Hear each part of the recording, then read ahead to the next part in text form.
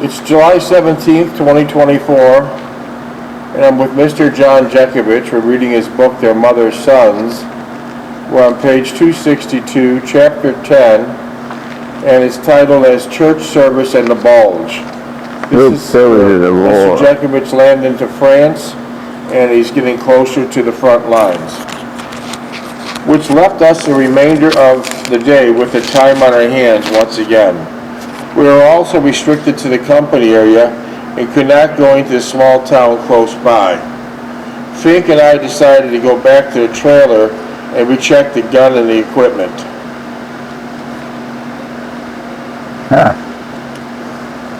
Leib said he would wander around the camp, see if he could find some of his old buddies, which was all right with us. We spent several hours packing and repacking the equipment, and just before chow, we put the tarp back in place, ready for Post and his journey up to the front. Everything had suddenly become strange and out of the ordinary. We're in the middle of a field, eating out of a mess kit, sleeping in a confined quarters under the straw, and being led by people we did not have much confidence in, let alone their ability to keep us alive in a strange game they called war. The only good thing about the whole scenario was the hot chow, and I believe we all appreciated the fact. The Army was right in that respect. The Army travels on its stomachs. Finke and I stood once again beside the 6x6, our mess kits and cups on the hood, drinking our second cup of coffee and wondering how all this would end for each of us.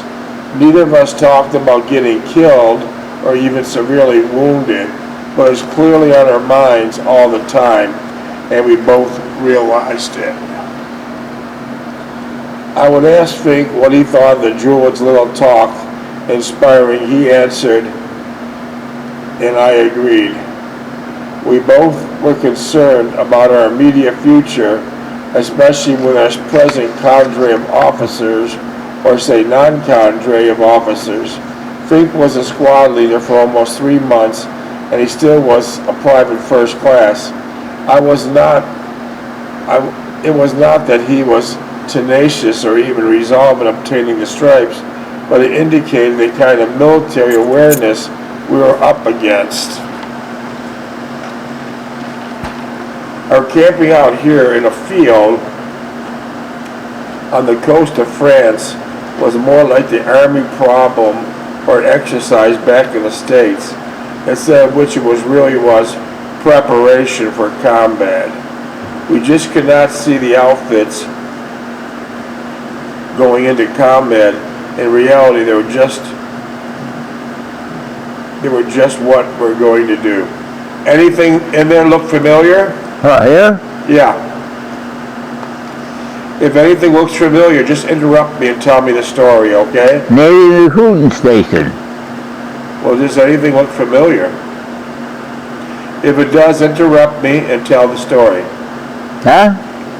If you see something familiar and you want to comment on it, just interrupt me and tell the story. That night we pulled guard duty again, but this time it was from 0100 to 0300 hours, which was not too bad. Nothing eventful happened during our tour. We challenged several times, but in each case it was a GI wandering around. The password had been changed to Foxy Lady. At breakfast the next morning, we're told to break camp up and to be prepared to be trucked to a nearby train station. Our destination was Wilry, Netherlands, but it changed from Tongres, Belgium.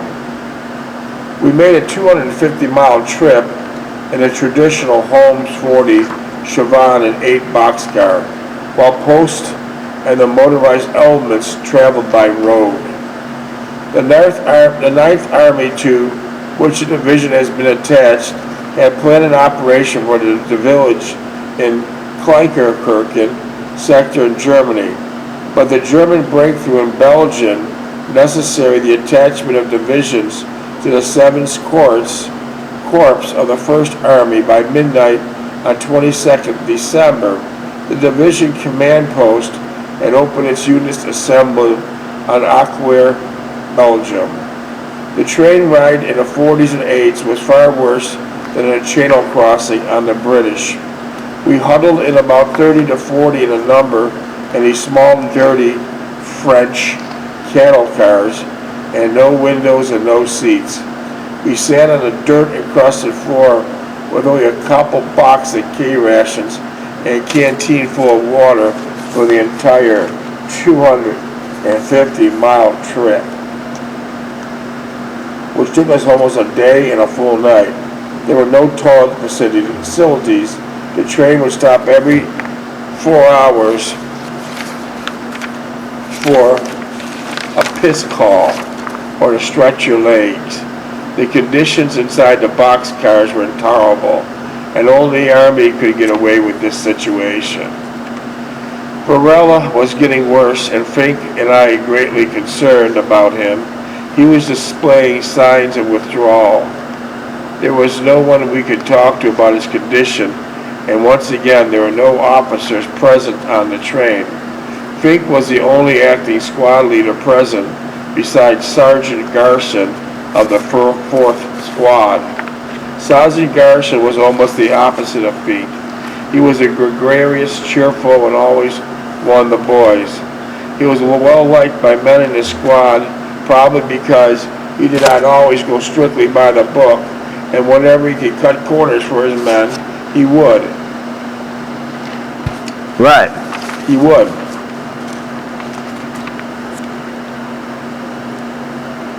You remember Sergeant Garson? No. Okay. Whenever he could cut corners for his men, he would. And the people came first whenever possible. I thought it was a good rule to go by, although this led to times when we'd be short on discipline and thereby lose some control over his men. This was a good case in point. Since there are no officers present, Sergeant Garson's men would sit in the front open door and whistle and shout at the passing women and girls we would encounter going through these small towns. They would relieve themselves while the train was running, and occasionally they got a couple of civilians who were too close to the passing train. Riding the 40 and 8s were degrading and humiliating. I thought the Army could come up with something more suitable and expedient. The open semis were more tolerable, and I wondered why they did not travel that way rather than these filthy cattle cars. I implied they were no better than cattle being brought to market and eventually to slaughter. And in essence, this was precisely what was happening. At least we should be afforded the dignity to go like human beings, dying for our country rather than bunched up like so much livestock. Leip was not too happy with the present situation, as were the rest of us affected people. It forbade the things to come, which were not pleasant to think about, less to talk about. Finke and I did not discuss the situation before the men, and I kept it low-key. The ride was disagreeable, and the scheduled breaks for 4-hour intervals were unreasonable and impracticable. Who could determine when 30 to 40 men would have to relieve themselves at a designated time? At least Post was getting a better deal where he was. He had his own transportation, and he had the open fresh air instead of cooped up in a dingy cattle car. The longer we stayed in the 40s and 8s, the more odorous and oppressive the conditions became. The only hope was the eventual time we would get out of the insufferable contraptions. It was at night and it was becoming colder. On our last break, we could see some light of snow flurries coming down. We had closed a sliding wooden door to keep out some of the wind and cold, and some of the men were using the heating tablets to heat their K rations. I was not hungry as the stench and the closeness of the compartment drove away most of my hunger I had earlier. I would take a couple swallows of water from my canteen and try to get reasonably comfortable while sitting and putting my head between my legs. I would think of Jean and our last picnic together and how we sat in the grass, smelling the fresh air and flowers, watching the birds flutter about the trees. It was 300 hours and we felt the train slowing down as it was prepared for a stop. It was not a scheduled break since we already had one hour or so ago. The only conclusion was that we have arrived at our destination, wherever that meant.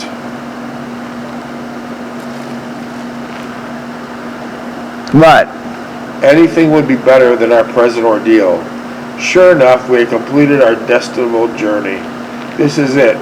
We have been anticipating and dreading way back to Breckenridge, and perhaps even further back than that.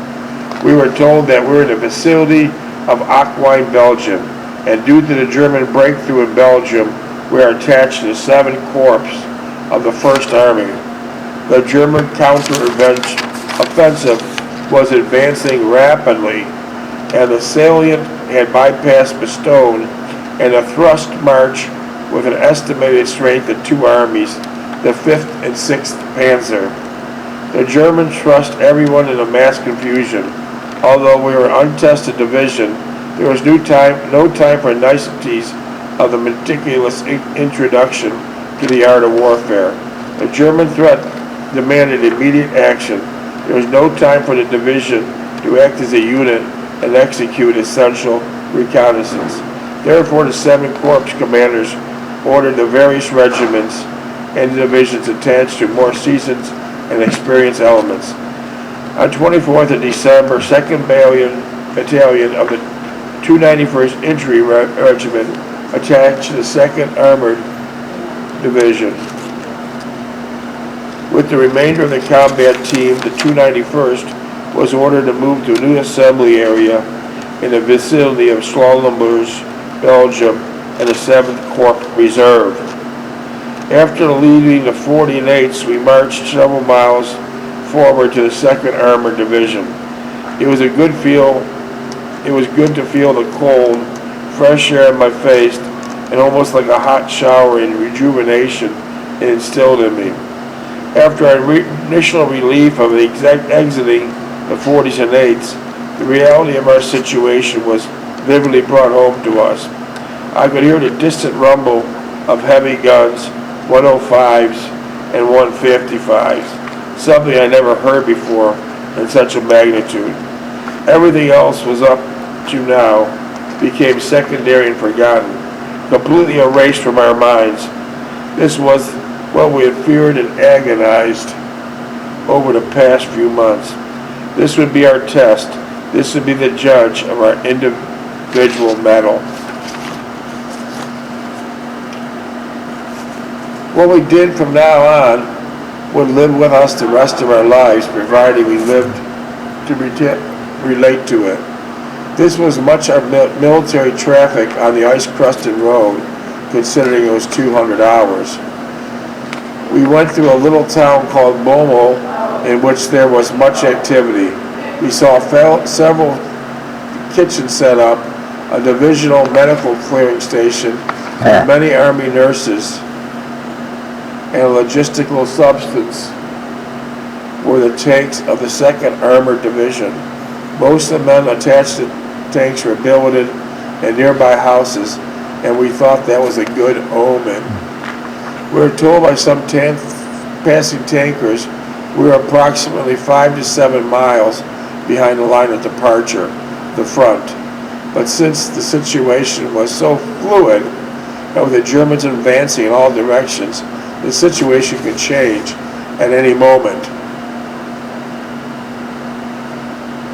As we continued our march to the town, we were disappointed as once again in open country, I did not understand our mission. Since we had no weapons but our personal weapons, and we could not comprehend what was taking place. Suddenly, there was a large clearing with many jeeps and vehicles parked about. We were guided to one particular area among a clump of large oak trees. It was here that we discovered Post, sound asleep in his Jeep. We woke him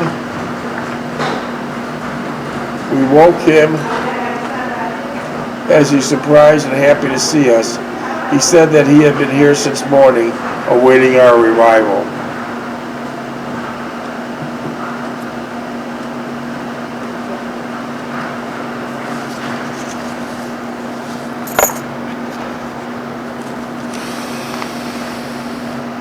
Just then, minutes?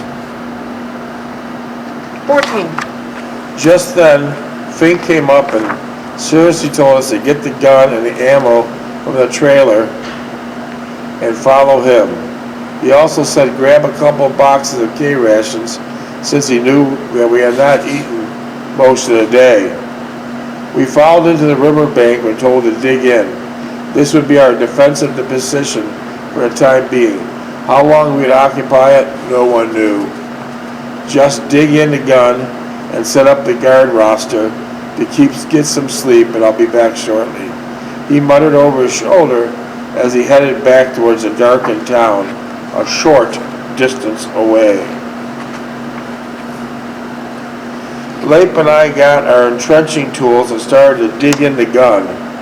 It was a futile effect. The ground was frozen.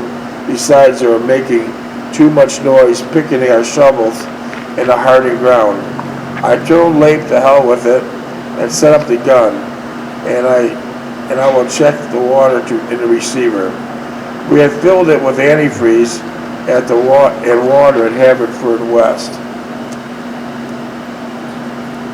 and I wanted to see if it had lost any since we left France. There was ample amount in it, and it was not frozen.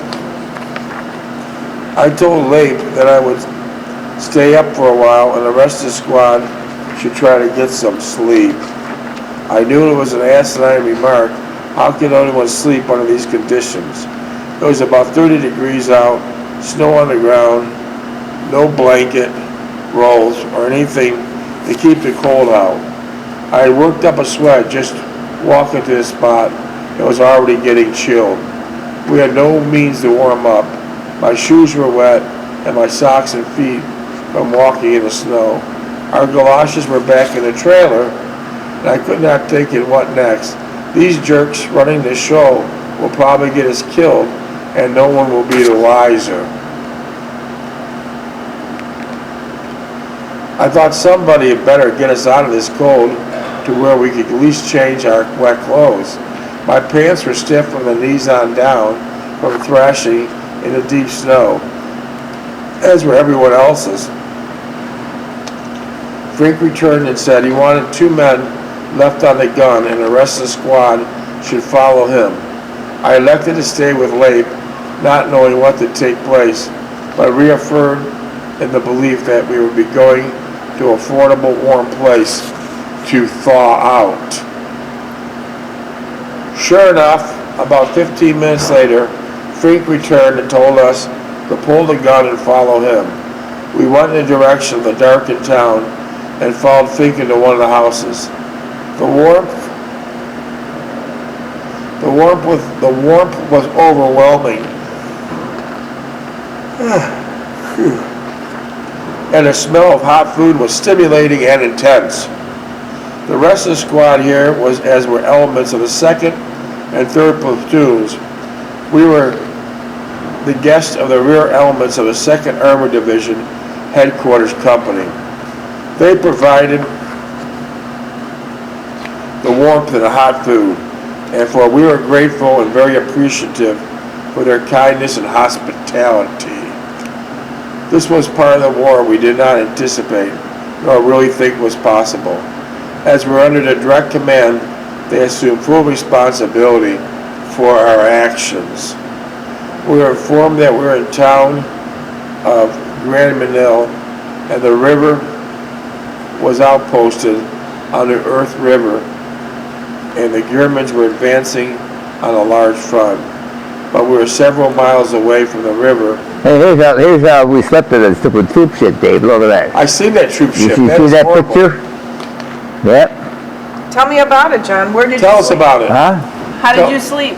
Look at it. Oh, they're all stacked high. How many? 4 bunks high? 1, 2, 3, 4, 5. Oh, wow. Where were you, at the top or the bottom? I was in the middle. That's horrible. That's the troop ship. Yeah, going over that's the troop ship. Yeah. Anytime you see anything, point it out. Post had driven the Drab and trailer to the house, and we retrieved a change of clothes from our duffel bags. We also changed our socks and shoes and put on our galoshes. After eating a hot meal, chicken soup, fried chicken, and mashed potatoes, also coffee and a sheet cake, we were told to grab our blanket rolls and head upstairs and get some sleep. The upstairs was just as warm as the rooms below, with a large iron stove in the middle of the room, almost cherry red. It was a large room devoid of any furniture. The room seemed to have been empty for a long period of time. It felt good to bask in the warmth and coziness, and we stretched out, and we soon were found sound asleep. Hey, What do you got? regret your son, private first class souls killed in accident. That was the Western Union, correct? Yeah, that was Western Union. The upstairs just as warm as the rooms below.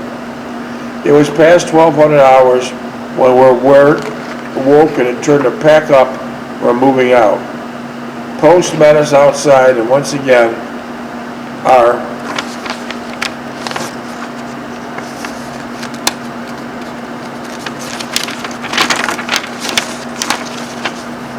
blanket rolls dried out, shoes and clothing. The crew weapon in the trailer, our personal weapons and light pack on our person. It was extremely cold outside with lighted flurries that indicated the extreme temperature we are experiencing.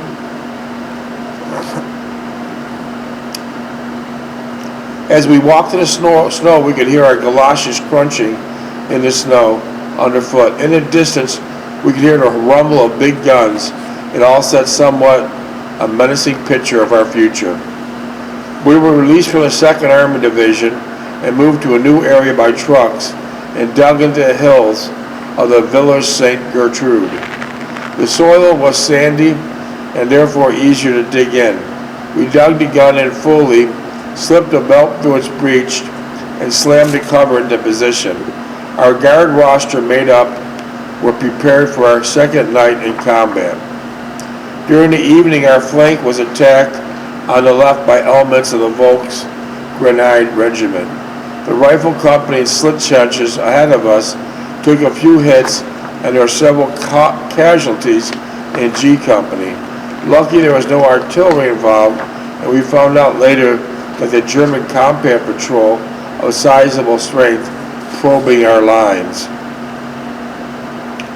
We did not fire the gun since we had no specific target to shoot at, and possibly heading our troops to the front was imminent.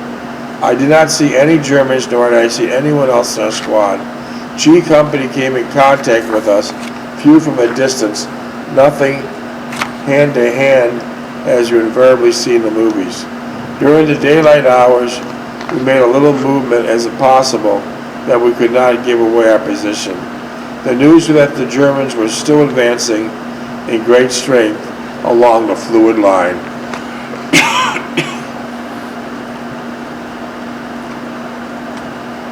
We all felt that the newest division up on line, and talking to some veteran soldiers who had been on the line for several months. When we arrived at an inopportune time, the past several weeks, the entire front and the Ardennes were relatively quiet and used to regroup badly mauled units from other sources. It was also used as an introduction in combat for the Green Divisions. There were other Green Divisions besides the 99th and the ill-fated 106th. The 99th had been in the Ardennes for over a month, but did not see much combat. The relative quiet sector suited them perfectly, as their only gripe was hole living, foxholes, and they cut out of hot chow on occasion. It was only the past several weeks, which was timed perfectly with our arrival, and things started to burst into a frenzy. We did not realize at this time, but the Battle of Bulge, as it is called, become one of the greatest pitched battles ever fought by the United States. A major battle in the dead of winter. It was later to be deemed great in a scale as the Battle of Stalingrad, with over 1 million soldiers involved. Yeah. It was Adolf Hitler's last great offensive, his last great gamble. Of course, none of us understood the significance of this great battle or fully comprehended this meeting until much later. And then some would never realize their part in it, since they only saw a small segment in which they were personally involved in. I fell under the latter category. I was not affected so much by the hardship we endured, but much more influence and necessary futile outcome of some of the Army's operations, much of which we made little sense out of or useful purpose. Being part of an outpost after riding open trucks, the 40s and 8s, anything to the war effect. The captain of the tankers understood that we were grateful to him for his insight. I only wish that we had someone in our command of his caliber and vision. Finke returned from briefing and informed us that we're pulling out of Villers St. Gertrude. All it seemed we were doing was moving about a fluid line, plugging gaps, and not really seeing much action. Minutes? 3.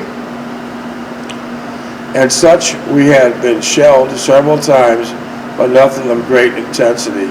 And we've been on the line for several weeks and still not fired our crew weapon. We had no casualties in our company, only a few cases of trench foot. Vrilla from the squad was sent back to the rear for reevaluation. I was glad for him. He was out of it, and only seemed to be seeing how he would react in years to come, knowing that he could not take it, or he backed off. As for myself, I was sort of getting used to the routine, what we had. I felt comfortable in my mind that I adjusted to combat conditions rather rapidly and smoothly. Granted, we were not involved in any great actions.